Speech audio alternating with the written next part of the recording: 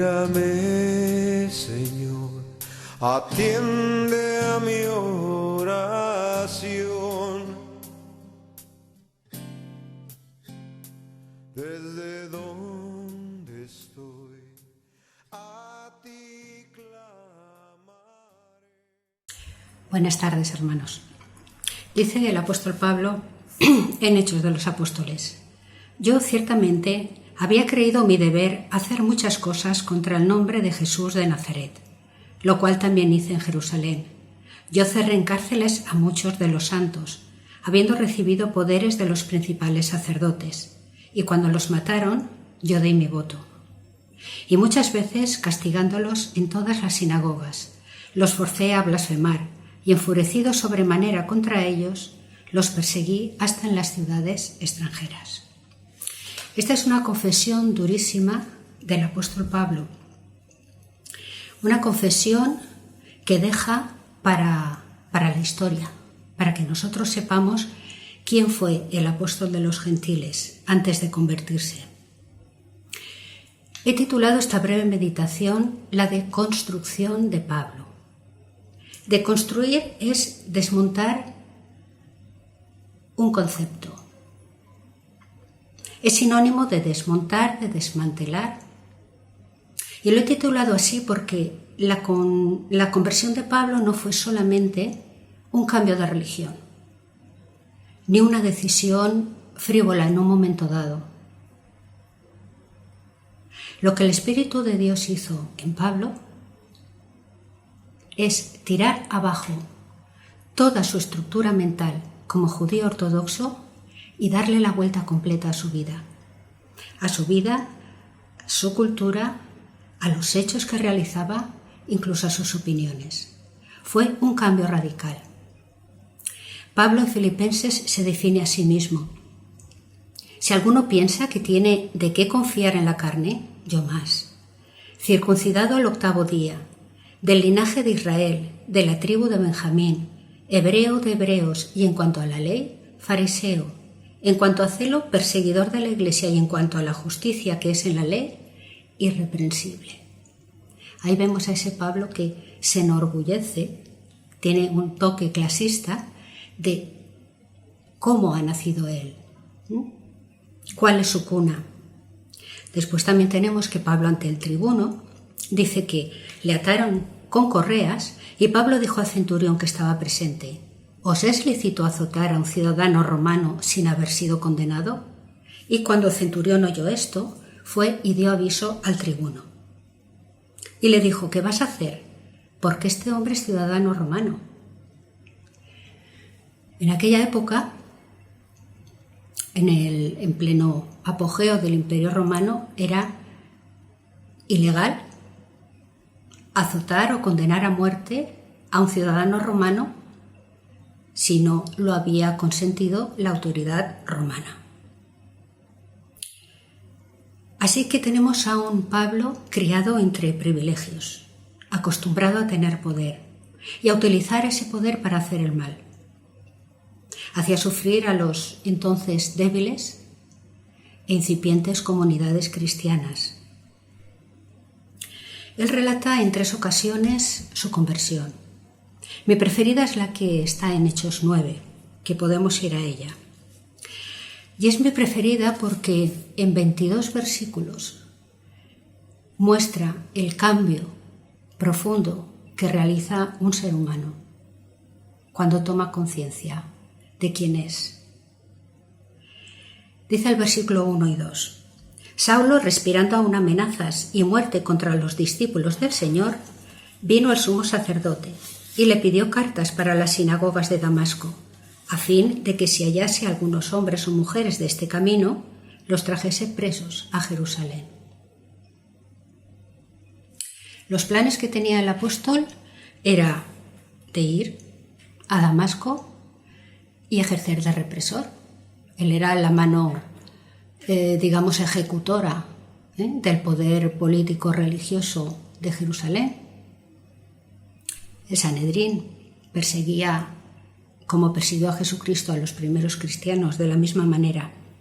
Pero si hay algo que me sorprende y que me produce dolor en estos dos versículos, no es solamente que él fuera una persona malvada,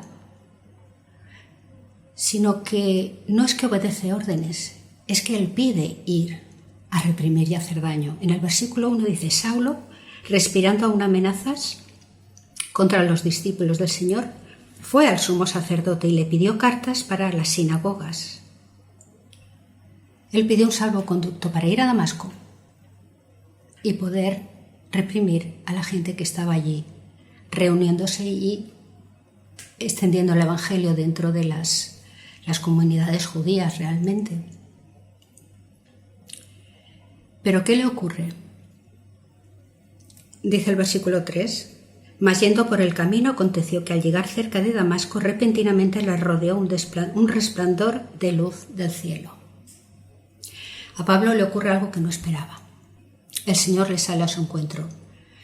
Y ese recorrido lo conocemos. Conocemos qué le pasó, conocemos que lo que el Señor le dice y que deje de dar coces contra el aguijón.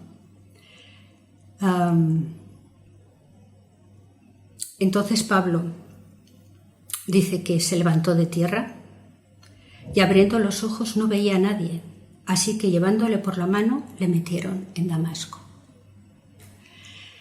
Me impresiona muchísimo el hecho de que Pablo tenía un pensamiento y los planes de Dios eran otros. Él pide ir a represaliar a los cristianos. Se encuentra con Dios y de los planes que él tenía a de los que ocurren son completamente diferentes. Él va a ir con la espada y se encuentra entrando en Damasco, ciego, vulnerable, y entra en esa ciudad de la mano de alguien misericordioso que le ayuda. Porque él, ciego, ya no es nada, ya no es nadie, ya no tiene poder. ¿Cómo le cambia la vida al apóstol en 24 horas? Sabemos después lo que ocurre, que había entonces en Damasco un discípulo llamado Ananías, y el Señor le dice a Ananías que Pablo le es muy necesario. Claro, los cristianos no se fían de él, no sabe qué le ha pasado, y me imagino que las primeras semanas no se fiaban de su conversión. No obstante, él se queda allí y aprende de ellos, escucha, y el Señor va haciendo su trabajo. Hasta que nos dice el versículo 19, y habiendo tomado alimento, recobró fuerzas, y estuvo Saulo por algunos días con los discípulos que estaban en Damasco. Allí estudia, allí les conoce, y allí el Señor va enseñándole lo que quiere de él. Hasta que en el versículo 22 dice: pero Saulo mucho más se esforzaba y confundía a los judíos que moraban en Damasco, demostrando que Jesús era el Cristo. Qué impresionante el Pablo que sale de Jerusalén hacia Damasco, y cuando está allí un tiempo, resulta que ya, como colofón, está predicando el Evangelio. Eso me impresiona porque su conversión es absoluta, es radical. Él era clasista y fue el apóstol de los gentiles. Tenía poder para arrestar y fue arrestado. Tenía poder para mandar azotar y fue azotado muchas veces. Su vida cambió de ser poderoso a ser vulnerable, de tenerlo todo a depender de Dios, de ser ciudadano libre, de ser ciudadano romano también, a verse encarcelado, sometido y al final ajusticiado. Eso me ha hecho pensar en mi conversión, y eso es lo que me gustaría haceros reflexionar en esta tarde, de vuestra conversión. ¿Hasta qué punto nos hemos convertido? El Espíritu Santo hace un trabajo, pero nosotros también debemos poner mucho. ¿Nos hemos quedado al principio? ¿Qué es lo que esperamos de nuestra vida cristiana? ¿Hemos avanzado mucho? ¿Ha cambiado nuestra manera de ver las cosas? ¿Nuestra manera de ver el mundo? Pablo cambió completamente.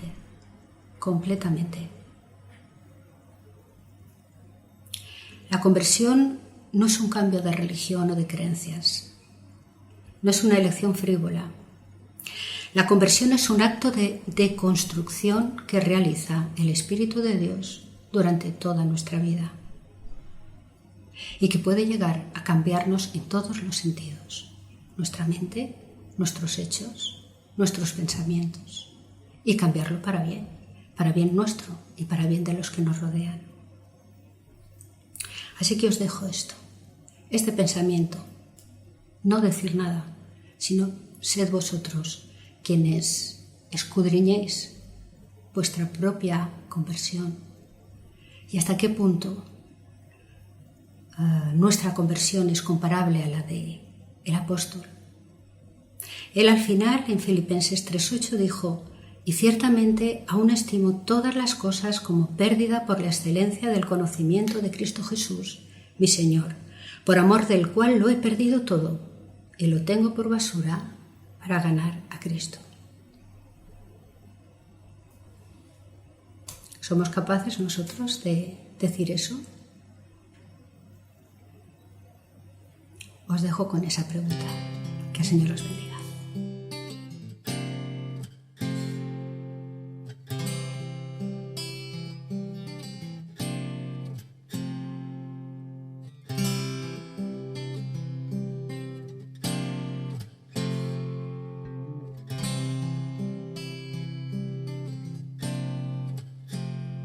Mírame, Señor, atiende a mi oración.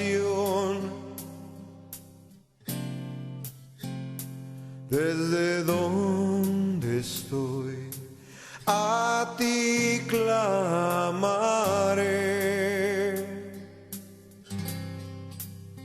Cuando desmaye el corazón,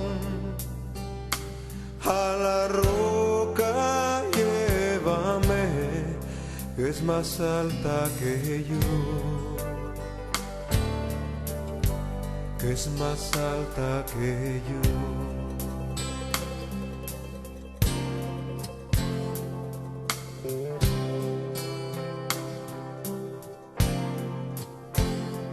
Porque tú has sido refugio para mí y torre fuerte contra el enemigo. Cuando desmaye el corazón, a la roca llévame, que es más alta que yo, que es más alta que yo.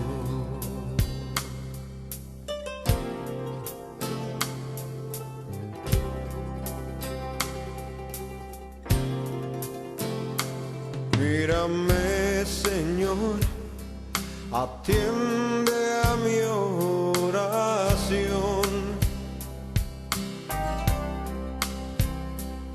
Desde donde estoy, a ti clamaré.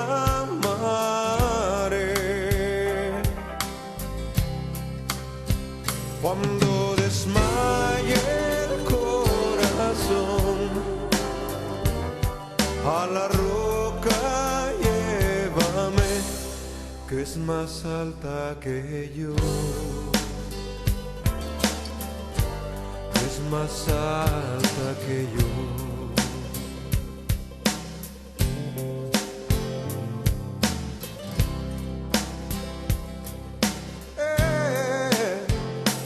Porque tú has sido refugio para mí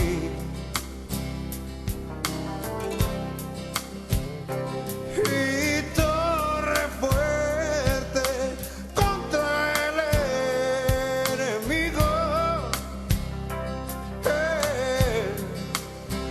cuando desmaye el corazón, a la roca llévame, que es más alta que yo, que es más alta que yo. Cuando desmaye el corazón, a la roca llévame, que es más alta que yo, que es más alta que yo. Cuando desmaye el corazón, a la roca llévame, que es más alta que yo, que es más alta que yo.